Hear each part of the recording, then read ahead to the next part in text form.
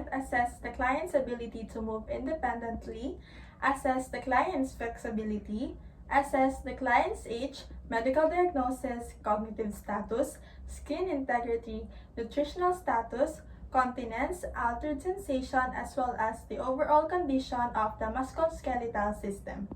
For the fourth one, assess for presence of tubes, incisions, and equipments. And lastly is assesses the physician's order for specific restriction regarding client positioning.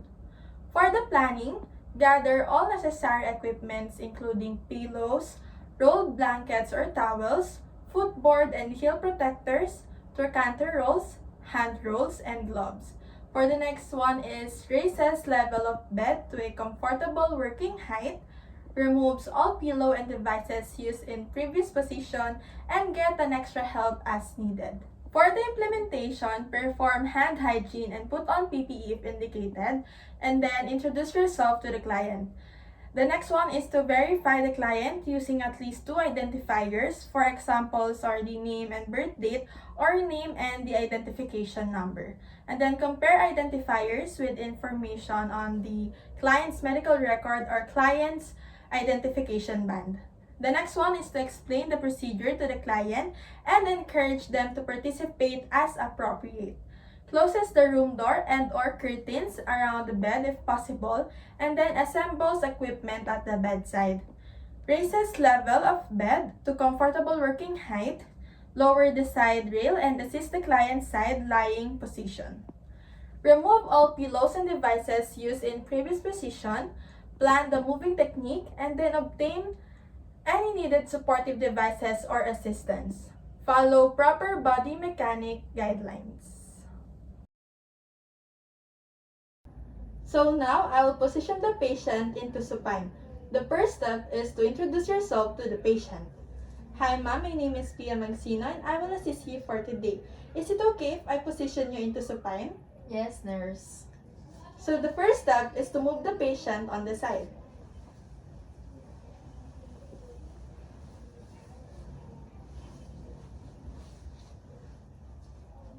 And then place a pillow on the back of the head of the patient.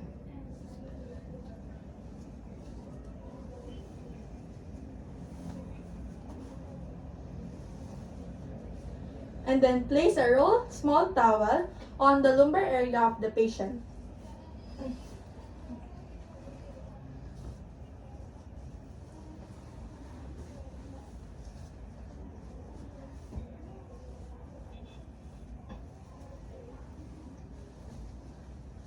And then place a towel under the forearm of the patient.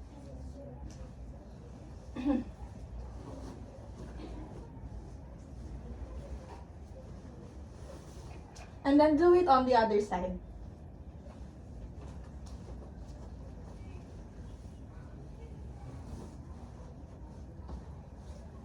And then put hand roll towels on the hands of the patient.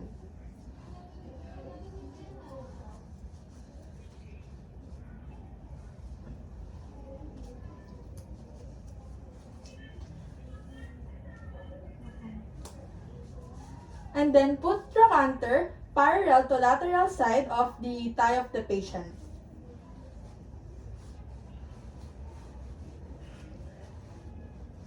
And then do it on the other side.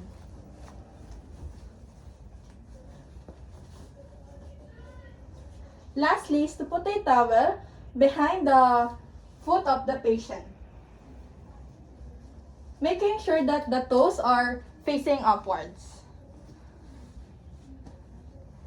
So as you can see, we position our patient into supine. So now we will position the patient into dorsal position. So the first thing to do is to help the patient to lay down at her back. The next step is to put the pillow under the head of the patient.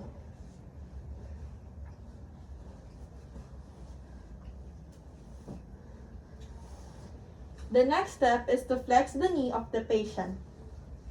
And then do it on the other side. And then separate the legs of the patient.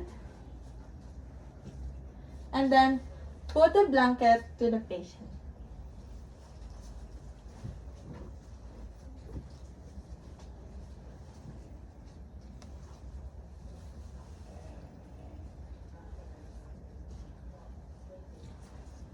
So, as you can see, this is how you do the dorsal position. So, good day, ma'am. I am PM Magsina and I will the one to assist you today to change your position from supine to folders. The first step is to elevate the patient and then put pillow at the back.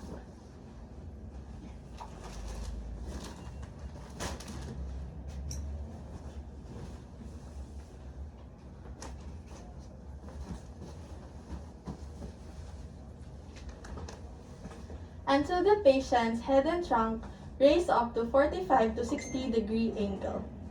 The next one is the semi-Fowler. The first step again is to elevate the patient and then adjust the pillow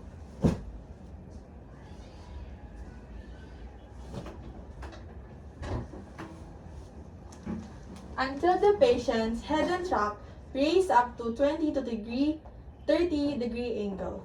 And then the next one is the high Fowler. Again, elevate the patient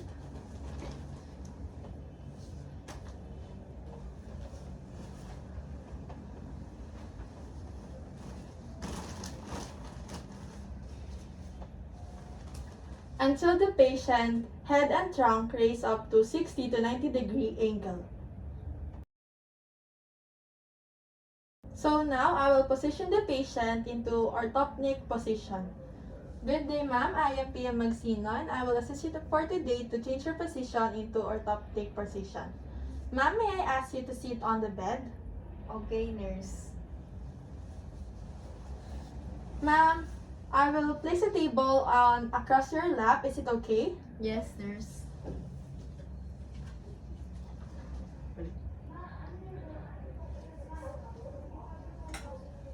And then I will place a pillow on top of the table. Ma'am, may I ask you to bend on the table with your arms resting on the table? Yes, nurse. Ma'am, are you comfortable with it? Yes, nurse. Thank you. So as you can see, we position our patient into orthopnic position.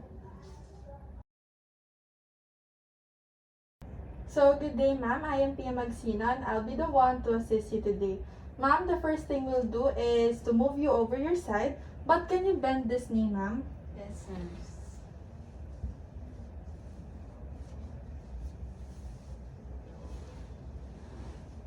So the next step is to put a pillow at the back of the patient. And then we will also put a pillow in front of the patient to support her upper arm. And then we will put her flex arm under the pillow. And then we will also put a pillow between her knees.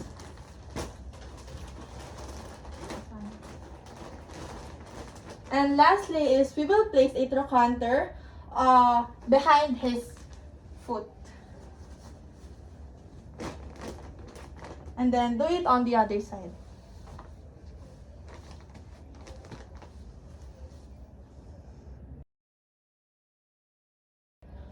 So now we will change the position of the patient to same position. So the first thing to do is to turn the patient on the side.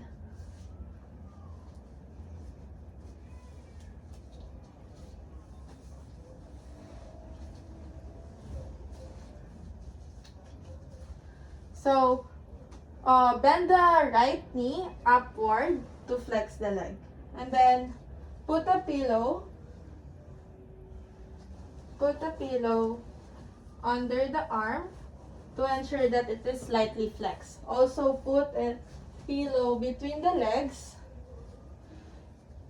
to ensure that it is also slightly flexed. After that, the next step is to put trochanter behind the foot of the patient.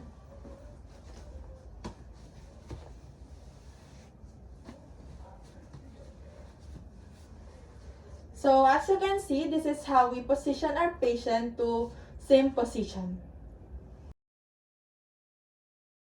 Good day, ma'am. I am PM Magsina and I'll be the one to assist you today. To start the prone position, the first thing to do is to turn the patient onto her abdomen.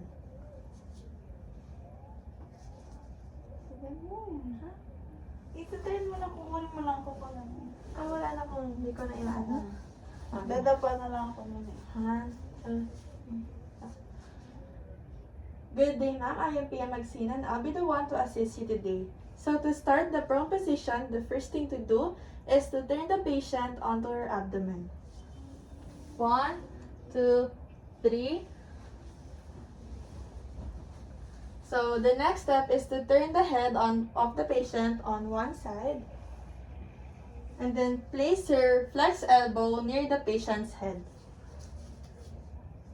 And then place a towel on the arm of the patient.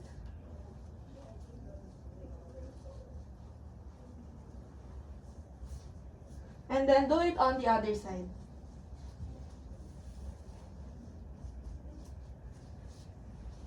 And then the next step is to put a pillow under the abdomen of the patient. Ma'am, may I ask you to lift your body? Yes, nurse.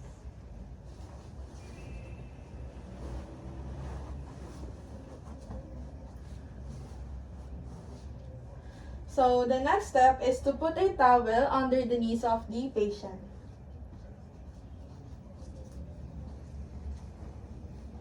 And then do it on the other side.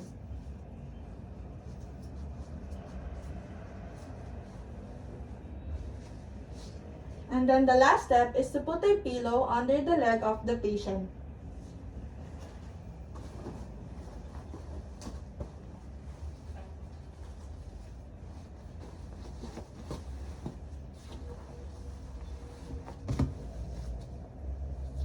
So, ma'am, are you comfortable with it? Yes, nurse.